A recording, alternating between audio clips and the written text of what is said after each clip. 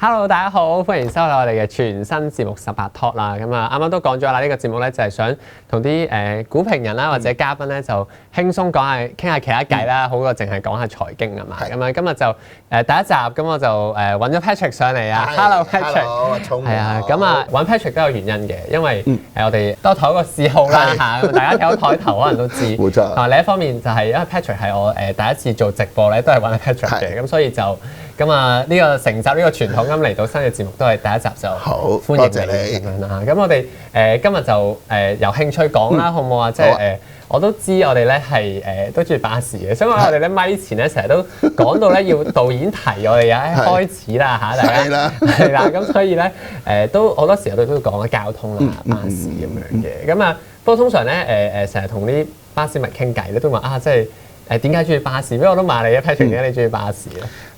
我諗其實可能就巴士都係我哋細個咧日常容易接觸得到嘅嘢啦。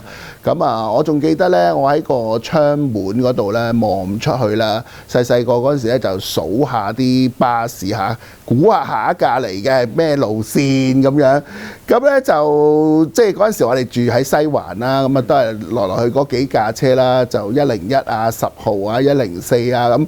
咁啊〜跟住開始即係除咗話睇佢數下一架咩車之外呢，又會留意下佢以咩車型啦，同埋嗰陣時候呢，都有陣時有啲即係有啲油呢翻噴翻呢，咦又覺得佢以為好似係咪新車，然後發覺佢又唔係啊，應該係一啲翻噴嘅車嚟啦咁。咁啊開始呢，慢慢呢，就即係有咗個興趣啦。好啦，到出街嚟講，因為嗰陣時就未有地鐵去到西環啦，當然咁變咗我哋出街日常嘅工具嚟講呢，都會係巴士咯。咁所以我哋喺巴士嚟講呢，嗰陣時仲記得10號巴士，咁啊佢都有1、2款車型嘅。咁呢，佢有一款車型呢，就比較少見一啲嘅。咁我哋呢，成日就即係睇住架車嚟嘅時候呢，係咪嗰款嚟嗰陣時係想搭嗰款車型呢？係好鬼開心嘅，即係你直頭嗰種呢，喺細個呢，好似中咗6合彩嗰種嘅感覺嘅，係即係完全係好難理解嘅嚇。而家嚟講，我有2個仔仔啦，咁我哋3個呢，其實都係即係中意巴士嘅，咁所以我哋有共同興趣呢。而家呢，就會有陣時呢，我哋尤其是我個細仔啦，佢就會諗下啦，今日我哋要坐啲咩線啊，或者坐邊一種車型啊，即係佢哋都會有份參與咯。咁所以變咗我哋都會有陣時去傾下，即係度下啲路線，點樣去行坐邊條，同埋如果有陣時想試下啲新線未坐過嘅，咁我哋變咗都會係加強溝通嘅一份子咯。咁我覺得都即係幾好嘅。咁同埋我發覺我細仔嚟講呢，佢又好中意影巴士啦。咁啊，佢有陣時呢就影一啲巴士嘅片啦，然後就做一啲 reel 啊咁樣咯。咁所以我覺得嚟講呢，就即係由細至到而家嚟講呢，其實都係即係雖然都係共同嘅巴士，但係有咗唔同嗰個嘅元素參與咗落去咯。不過啊，我哋今日擺咗好多收藏品擺喺台頭啦，好多大部分都係我帶嚟，費事拎咁多過嚟啦。咁但係我見咧拎咗2個模型嚟嘅，可唔可以簡單講下，即係點解係呢2個咁樣啊？好啊，咁啊，其實你嚟講咧，呢一款咧就即係比較喺街度少見啲嘅。咁啊係我哋中文就叫猛獅啦，咁佢又長度係12.8米啦。咁啊12.8米嚟講咧，呢個長度咧就應該係9巴會有啦，咁呢隻款，咁啊9巴都唔多啊，得7部嘅啫。咁啊，佢主要嚟講都係行呢個屯門線多噶啦。咁啊，而家嚟講呢，就行59X 啊啲啦。咁啊，之前行過260X 啦。我哋都好中意坐呢種車，因為佢個馬力呢都係好，即係非常好勁嘅。咁啊。變咗我哋就即係好中意咁，所以我就特登揀咗呢款嚟講呢，就同大家去即係俾大家睇下啦。咁另外一款嚟講呢，就係呢個人力車嘅巴士，咁呢個係屬於一個觀光巴士啦。咁呢個應該都係上2代㗎啦。即係而家嚟講呢，你見呢就因為呢款嗰陣時係呢個新巴㗎嘛。我啲小朋友嚟講呢，有陣時佢哋都好中意坐呢啲巴士呢。有陣時就叫我去同佢哋坐啦。咁我記得咧最有特色、最有印象咧，就應該係嗰個 H1B。咁呢條咩線咧？就係講緊新巴係結束就轉晒俾城巴之前咧特別辦嘅線嚟嘅。懷念專線。係啦係啦。咁我哋咧就揀咗邊一日搭咧？就揀咗6月30號啊。6月30號咧係新巴最後一日嘅經營嘅。咁嗰晚咧我哋係好開心，因為點解咧？因為係好多巴士迷喺度啦。咁我哋同一時間咧，開嗰班車咧係有4架巴士一齊開。咁啊，譬如去到呢個筲箕灣站咧，佢哋就即係我哋會有陣時等候啦，就4架排晒一齊啦。咁我哋係會歡呼嘅，即係會係打招呼咁樣嘅。咁我記得嚟講就即係都好有紀念咯，因為你基本上都唔會再有嗰條線㗎啦。因為而家嚟講新巴已經係歸咗落去城巴啦嘛。咁呢啲係即係我覺得係一個好懷念、好有紀念嘅價值咯。不過我想講咧，其實我呢啲所謂收藏品咧，都已經好耐之前啦。即係我又冇話脫咗坑嘅，但係實在即係都唔投資都唔細啦嚇。不過可唔可以咁樣講係因為即係原本可能大個咗，其實咧一開始會脫離少興趣，會唔會係因為小朋友，所以令到你又繼續喺呢個興趣裏邊可以即係再行得遠咗咁樣啦？其實都係嘅，因為有陣時有啲車款咧，我就唔係我想訂嘅。佢哋咧而家啲小朋友好叻咧，就識得上網啦。咁啊上網咧就睇翻咧佢間公司出咗啲咩車，或者曾經出過啲咩車。咁佢咧就發覺幾中意咧，咁佢就撳個掣去訂㗎啦。咁所以咧撳咗之後嚟講咧。咁啊，我哋又冇乜特別啦，咪去找數嘅啫。咁所以咧，我哋而家 keep 住咧，仍然都有買車嘅。即係不過我今日又冇帶嚟啦。譬如新款啲嘅比亞迪啊，或者係新嗰隻即係亞歷山大嗰隻電動巴咧，其實我哋都有嘅。咁啊，我諗呢個潮繼續都有啦，因為又有啲新超巴咁。我諗佢哋一日個興趣未完咧，我諗我都繼續會參與喺呢度。不過你嗰陣時又話我哋可以去參觀下你個展廳，因為廳係好多。你有冇過千架啊？有冇啊？過千架應該冇，但係我諗600架樓上都應該有嘅。要睇下，係所有巴士迷嘅夢想嚟嘅。不過我都想講下其他嘢啦，即係除咗巴士之外咧，我知道其實我睇啊，因為我就上網揾資料啊嘛，即係做訪問前都要知道下，即係你嘅經歷啊之類啦。咁咧我就揾唔到維基喎，咁但係我又揾到一個網頁咧，係當年應該中大嗰啲alumni嘅報導啊，咁就訪問咗你，佢話你係細個好中意財經，你可唔可以講下你財經個經歷？點解一開始會對財經有興趣先？哦，其實咧細個嗰陣時候咧，就點樣去接觸財經咧？因為我屋企咧，即係我爸爸媽咪咧，其實佢哋都係好中意，尤其是我媽咪咧，都好中意呢個股票嘅。咁嗰陣時候咧，我記得暑假嘅時候咧，我哋就翻嗰啲叫做暑期班啦。咁啊翻上晝嘅啫。咁好啦，咁啊11點零放學。咁啊放學咧，通常咧佢接完我之後咧，咁我哋就去飲茶。咁啊飲完茶嚟講咧，我哋就去股票行。嗰陣時咧，因為即係唔同而家啲資訊啊，而家你喺個手機度就睇到個股價啦。以前冇咁方便㗎，你真係要去大利是機嗰度咧，先至撳到嗰個股價嘅。咁我哋咧就上去睇啦。咁啊睇下又覺得幾得意喎，啲價會閃嚟閃去喐啦。咁啊跟住嚟講咧，就開始係有興趣啦。咁啊直至到譬如話喺做完中學啦，暑期工有錢之後咧，咁我哋就開始係去投資。咁啊因為我阿姨咧佢係做報紙檔嘅，咁所以我媽咪佢哋咧就禮拜6日咧就好方便嘅，通常咧就去阿姨嗰度咧就借財經雜誌，咁即係嗰陣時咧幾多歲啊？幾多歲啊？嗰陣時中學啦，我中五啦咁樣啦，咁佢哋借啲財經雜誌咧就影低啲專欄啊，咁有啲咩股份推介啊咁我哋翻嚟咧就開始睇下咁啊，即係如果我哋用而家嘅角度去睇翻當其時咧。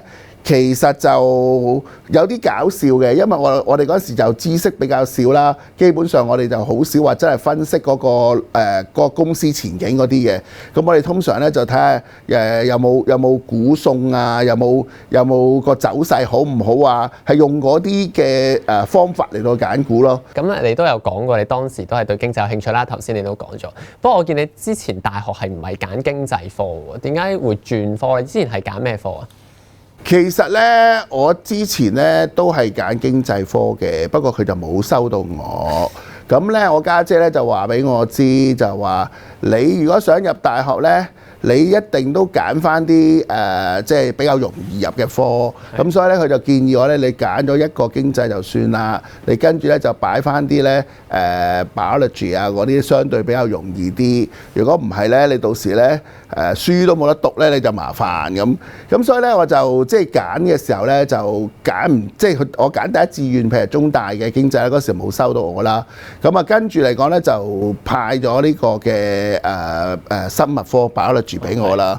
咁啊，其實讀第一年都幾吃力嘅。如果你問我嘅話，咁啊，唔係佢啲內容深，而係我嗰個嘅興趣唔係好大嘅時候咧，我要讀嘅嘢咧，我覺得就真係有啲困難咯。咁但係我就覺得都你困難都好啦，你基本上都要捱落去啦。咁同埋咧，我就知道咧，就即係中大佢係行學分制啦，所以變咗咧，你第一年嚟講咧，我就都做定啲功夫咧，就有讀呢個basic micro 同 basic macro 嗰個 economics。咁所以咧，我就第一年嚟講咧，就都捱得都少少辛苦啦，但係都 OK 啦。咁就嬲尾佢就轉係成功啦，係啦，就跟住咧，去到第二年嘅時候嚟講咧，就開始就追翻啲經濟係啦。不過啱啱你講一條路咧，你揀啦，即係可能讀經濟，同埋嗰陣時讀大學都多出路噶嘛。嗰陣時畢咗業係揀咩工啊？一開始。因為咧，我即係嗱，我哋有參與股票啦，自然嗰陣時細細個都有聽或者有睇啲財經節目啦。嗰陣時都好留意嘅，就放學咧咁啊4點幾咧有訪問啲專家噶嘛，咁啊聽下佢哋講下今日個大市點走啦。其實嗰陣時候咧，我都喺個心裏邊咧都想㗎啦，就以佢哋為榜樣啊！我有一日可以好似佢哋咁樣咧，去分析下個市都唔錯喎。咁所以咧，我即係你問我咧，其實個目標都好明確嘅，就我係想喺個股票市場裏邊嚟到係去做，亦都想做啲分析嘅工作嘅。咁所以嗰陣時咧，其實畢業咧，我哋咪講話有即係有好多 offer 啦。咁有啲 offer 咧就係券，即係證券啦；有啲咧就銀行啦。咁啊，最終咧我就冇揀銀行啦，就揀咗呢個證券咧。咁就由呢個分析員開始做起嘅。我係97年5月畢業咧，5月6月咧。香港係好景嘅，所以我哋好多 offer 嘅，即係譬如我哋手上都有幾個 offer，但係半年後咧就開始金融海嘯，即係話咧有陣時啲嘢咁啱得咁巧，嗰陣時候咧你係成個股票市場跌咗落嚟啦，成個金融方面嚟講咧97係金融危機咧，你係冇辦法係喺嗰段時間揾到啲金融嘅工作咯。明白，不過我想講翻咧，我都細個都係同你同一時間，就係又喺睇卡通片之前咧就見到財經節目。不過我就好想去快啲完嘅，同你嘅心態好唔同。不過嗱都要問 Patrick 啦，即係你想做分析啦，或者又入咗去證券行啦，但係出道真係上電視咁容易，定係好難先可以有機會係可以真係去電台啊、去電視台講股票嘅？其實我出道嗰陣時候咧，就應該係喺家樂啦。咁啊嗰陣時嚟講咧，就我啲老細咧，佢又好忙嘅，又冇乜時間去做即係傳媒嗰個嘅工作啦。咁亦都有啲啊轉咗去其他行啦。咁所以就同埋嚟講，要留意就係話，因為98年咧，我咪講俾大家知，就係嗰個金融海嘯之後咧，基本上咧就譬如離職咗嘅，佢亦都唔再請翻啲人啦。咁所以變咗嚟講呢，就冇乜啲 senior 同事啊。咁變咗嚟講呢，有好多啲即係傳媒呢，佢哋都會打電話嚟問嘅時候嚟講呢，咁我哋都有機會係去即係發表一啲嘅評論啊咁啦。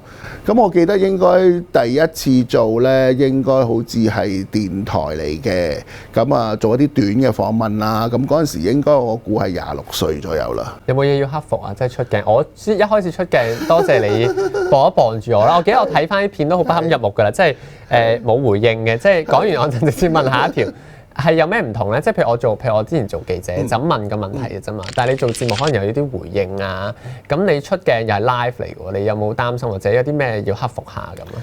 我諗最大嘅克服咧，你喺嗰段時間咧要非常之集中，因為點解咧？第一你要聽住個主持人問你嘅問題啦。咁你有陣時未必係即係未必佢話晒俾你知噶嘛，或者可能有陣時可能因應你上一條嘅問題而去追問噶嘛。咁所以咧，你必須要聽住佢問你嘅嘢，然後咧，你喺個腦裏邊咧，你就要一路轉得好快。你要諗嘅嘢咧，諗好多。首先，你諗嗰個係咪一個邏輯嘅答案啦，啱唔啱啦？第二咧，就要再睇下咧，會唔會有啲字眼咧，你需要係好小心地講。咁我哋都會去，即係你喺嗰幾廿秒裏邊嚟講咧，你已經要諗好晒，或者唔係叫諗啊，即係邊講邊諗啊。所以你問我咧，其實做完一個訪問咧，都好，即係個用嘅 energy 其實都幾多啊，都唔少嘅。係，但係冇話有啲咩難忘嘢啊？嗱，其實我做咗一段時間都好多蝦碌啦，又出過事啦。但係你中間有冇啲好難忘嘅經歷啊？或者即係覺得可能又幫到人之類咁？有難忘嘅都蝦碌嘅。點樣蝦碌咧？即係尤其是而家嚟講咧，因為我哋而家咧就唔係淨係做分析啊嘛，咁我哋有陣時就即係管理嗰個客人嘅資金啦，咁我哋要落埋盤噶嘛，咁啊有陣時都有一兩次啦，有時做啲電話訪問啦，咁啊電話咧一路講緊嘅時候咧，其實我就撳緊個盤啊嘛，我有時撳緊盤我就聽唔到個問題。咁啊，我又唔好意思叫佢再問多次咁啊，咁我咪照我估計到佢嘅問法，我咪答咯咁。咁我估可能佢有陣時都發覺我已經好似九唔搭八咁樣喎，咁佢咪再問下一條，咁我咪再好小心咁樣聽住咯咁。咁呢啲下撈咧都會，即係你問我咧，即係有陣時咧，你見到個市喐緊咧，你係準備落緊個盤咧，你個眼其實就去咗嗰度咧，你個人即係嗰個。聽咧你就冇去為意咧，就會有呢個問題咯。咁啊，我都希望將呢啲嘅即係錯誤啊、犯錯咧，就盡量減少嘅。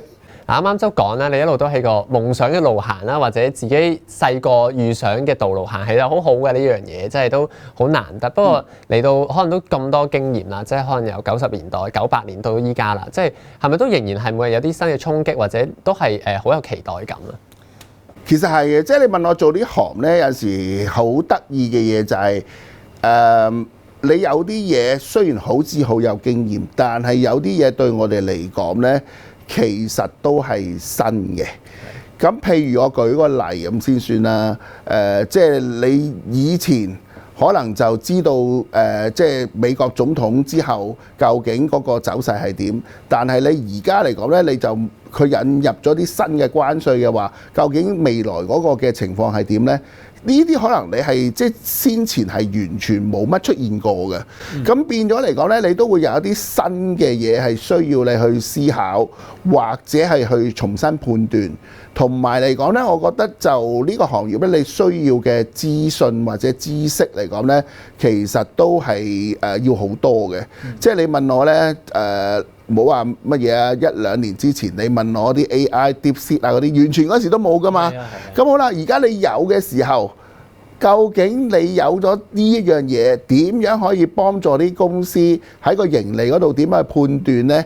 其實可能我哋都係摸住石頭一路學一路睇嘅啫喎。啱啱你又講咧，你好細個已經開始睇啲即係財經雜誌啊，即係單車邊可以接觸到啲好資深或者一啲比較進階嘅資訊啦。但係我都想問 Patrick 啦，即係喺買賣股票上面啦，嗱幾時開始買股票同埋一啲投資上嘅經歷啊，可能係好嘅，或者係慘痛嘅，或者係好彩嘅，可唔可以都有啲可以同我哋講下？最初嚟講咧，就我哋本比較少啦，咁啊基本上咧就多數都係第一次應該就 OK 嘅，就買啲銀行股嘅，但係嗰啲嚟講咧，嗰個回報就大家都知啦，都係慢噶嘛，咁啊唔會快噶嘛。咁啊好啦，開始見得到咧就個股票市場有一啲股份係即係飆升咧，開始係深紅啦。咁啊深紅嚟講咧，就開始係去揀一啲嘅即係二三線嘅股份啦。咁啊喺二三線股份裏邊嚟講咧，嗰陣時都試過買完落去嗰陣時係升喎，升下又回嘅咧，咁啊又冇走，跟住咧你就會開始有啲經驗咧，就發覺有陣時咧，即係好多人講呢隻股份，或者好多人睇好嘅時候咧，咁而個股價又升咗好多咧，你嗰陣時先去買咧，其實可能係一個唔係好啱嘅時候咯，即係未必係嗰間公司唔好，而係你買入嗰個嘅時間點唔好咯。咁所以我哋咧就即係闖個禍啦，咁啊開始咧，下次就即係正啲咯，去睇下喂佢升咗會唔會呢隻咁好啫？但係咪呢個時候需要買，定係回翻啲先買啦？咁好啦，咁啊跟住嚟講咧，我哋又再會去試過賺咗暑期工咧，就去進取啲啦。咁啊有去買下啲認股證啊啲，咁啊嗰陣時嚟講咧就冇咁多錢買啲大藍籌股啊嘛，咁啊買啲被對認股證咧，就當自己買咗一隻藍籌股噶啦。咁啊因為個感覺就係佢升我都升啫咁，但係嗰陣時你問我有冇咁仔細去計下個日價引伸波幅嗰啲咧，我可以坦白咁講咧冇嘅，即係純粹係因為我個本嚟講咧，只能夠買到被對認股證，咁我咪照買嘅，咁解就當揸咗藍籌咁就算嘅啦。不過我都想問 Patrick， 有陣時咧，我哋做節目前咧，我哋都會傾下嗰日講啲咩，或者睇下 Patrick 啲持倉，我發現都喐得都好快，有陣時轉又轉得好快。可唔可以大約同我哋講下你個投資心法？因為有陣時我哋見咧有陣時比較高價你都會照買嘅，可唔可以大約講下你嘅投資心法？乜嘢股份我會 pick 嚟買，或者邊啲我就即刻走㗎啦，或者邊啲係試一試咁樣？坦白講咧，其實你問我係咪買每一隻嘅股份都好有信心咧？咁就絕對唔係啦。咁有啲股份嚟講咧，就覺得佢有啲機會，但係咧就心裏邊咧，其實都覺得未必係好十足把握嘅。咁但係都要試㗎，你唔試唔知啊嘛。咁有時買咗落去之後咧，你發覺咧，咦，好似唔多對路喎，個股價褪。而且又開始失守啲我哋所謂嘅支持位嘅話呢，咁我哋就會諗下啦。你究竟買呢間公司嘅時候嚟講呢，你係睇中佢啲乜嘢？究竟係真係有啲長期嘅利好因素支持啊，定係唔係嘅？純粹嗰下係炒氣氛。咁如果你問心講，你問我知唔知道係究竟炒邊樣嘢？其實我哋知嘅，即係你究竟係炒氣氛啦，定係真係個基本因素好啊，定係個增長潛力係強呢？咁如果你分好咗之後嚟講呢，你發覺冇乜信心而又跌穿咗一啲支持位呢，咁我覺得呢就唔理啦，走咗先。譬如嚟緊你見得到佢啲業績現金流又好，個增長動力又喺度嘅，咁而同埋嚟講呢，佢個股價跌係咪因為個市嘅影響啊？或者係個別公司突然之間有一啲即係不利嘅因素出嚟，如果係引致嘅話呢，咁我哋就再調節一下啦。咁如果發覺都可以即係係一個短線嘅影響嘅，咁我哋咪繼續揸住佢咯。咁所以好多時候嚟講呢，我哋都有啲叫核心持股啦喺我哋嘅心裏邊。咁我哋通常核心持股嗰啲呢，我哋會揸得比較長啲嘅。咁如果我哋唔係核心持股呢，咁我哋嗰啲呢，一般咧可能就會比較短線少少啦。如果發覺個勢色唔對咧，我哋都會走咗去先咯。上啲譬如我哋見到美股其實都係炒得好熱，特別又係啲 AI 概念股啊之類啊。不過呢啲咧其實近期應該都跌咗好多啦，即係望住個關稅措施又或者望住特朗普啲嘅政策，大家好多不確定性喺度，大家好擔心。所以我諗唔少人都蟹咗好多嘅，特別喺美股方面啊嚇。有冇啲蟹貨嘅心理學可以同我哋分享下，或者可能 Patrick 你自己己可能都揸唔少美股噶嘛，即係心態上點樣應對，同埋可能有啲咩動作，可能呢隻我就一定要剔走佢啦之類。我諗如果你話蟹貨方面咧，我諗無論美股同港股其實都一樣啦。即係首先你睇翻佢蟹咗之後，佢有冇能力係會上得翻去先？我所謂能力嚟講咧，就譬如話你嗰陣時純粹係因為炒 AI，咁個 AI 個熱潮嚟，佢就升，但係佢本身可能都係仲係虧損緊嘅，咁亦都見唔到話有啲新嘅特別嘅消息，或者可能調翻轉。仲係有啲負面消息走出嚟呢，咁嗰啲股份呢，我哋都會唔要嘅。咁我哋呢，就盡量，其實呢，我都可以咁樣講啦。我自己即係投資呢，我盡量呢就會係用一個叫做打麻雀嗰個嘅方法去睇嘅。點解為之打麻雀嘅方法呢？就係即係如果正常嘅一個打牌嘅時候呢，你想食糊呢，你首要嘅嘢係乜嘢呢？就係要你自己啱嘅牌摸到翻嚟就擺喺自己度啦，唔啱就打出去啦。除非你想豬住下家就你知道做萬子，你係打晒啲索子啊，留翻啲萬子，但係你可能會食唔到糊噶嘛。咁你股票都一樣啊，即係你要諗嘅時候呢，就唔係最重要一樣嘢就係唔係你買入個價位喺咩位。因為好多人呢就會諗下呢，就我買入佢個價位咩位，跌咗咁多就唔沽，好啦。而邊一隻股份呢調翻轉升咗嘅話呢，我就沽嗰隻。咁呢個呢，我覺得唔係一個好嘅做法。其實你嗰啲股份都係唔會升。咁所以呢，我諗個心態上呢，你要調節就係你要盡量係令到你手頭上嘅股份呢唔好質素冇乜前景嘅嘢呢，就沽咗佢，就換翻一啲呢係有潛力嘅嘢翻嚟，盡量喺手頭上嘅股份呢，隻隻都係精兵呢，呢個就會做得好啲啦。好，大家要自己 manage 一下。不過都差唔多最後尾聲啦。我想問下 Patrick，即係呢個節目咧，我諗我哋應該啲觀眾應該間唔中都會撳嚟睇嘅。我哋可唔可以幫啲觀眾咧揀兩隻，即係可能係今年入邊你都係睇好嘅股票，可能可以長揸嘅股份，可能推介兩隻比較感浪我哋啲觀眾咁樣啦。如果你話可以即係高風險啲嘅承受高風險啲嘅投資者嚟講咧，美股就可以留意下呢個Palantir 啦，因為始終嚟講咧，我覺得個經濟唔好嘅時候嚟講咧，其實你都係要削減嗰個嘅開支，咁你亦都係要揾佢幫手。咁同埋嚟講咧，而家喺 AI 裏邊咧，我哋叫做 AI application 啦，能夠賺錢嘅公司咧，其實真係唔係好多。咁啊，佢係算係其中之一隻係非常之唔錯嘅公司啦。咁啊，佢股價相對上咧就喺個跌浪裏邊都硬淨嘅。咁我覺得嚟講咧，你可以小注去考慮下啦。呢個咧就適宜一啲叫做承受得起風險嘅投資者啦。咁另外嚟講咧，我覺得就防守啲咧。如果你收息咧，我就覺得揀翻港股就唔揀美股嘅。點解咧？因為美股方面咧，如果你收息咧，就要扣30%嗰個股息稅啊嘛。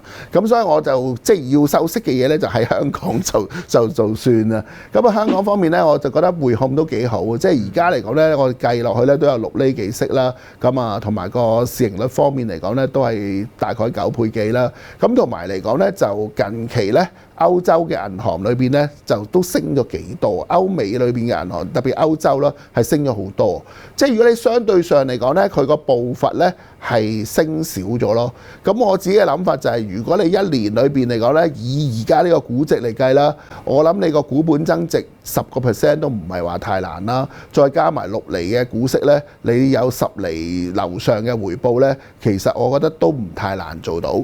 咁所以變咗嚟講咧，呢啲就比較穩健之選咯。咁可以大家就要最緊要買賣股票都係啦，你要認清自己可以承受風險能力咧，嚟到係去揀你適合嘅投資啦。明白，進取保守都有，咁啊大家自己 mark 低啲 number 啦嚇，咁啊可以再聽翻嘅之後。好，今日非常多謝 Patrick 上嚟同我哋傾咗咁多啦，嚟咗我哋18 Talk 第一集嘅節目。咁啊觀眾有任何問題都可以截留低嘅，咁啊 Patrick 可能都會喺我哋其他節目時間嗰度咧幫大家解答翻啦嚇。咁啊多謝 Patrick，我哋下次見，拜拜。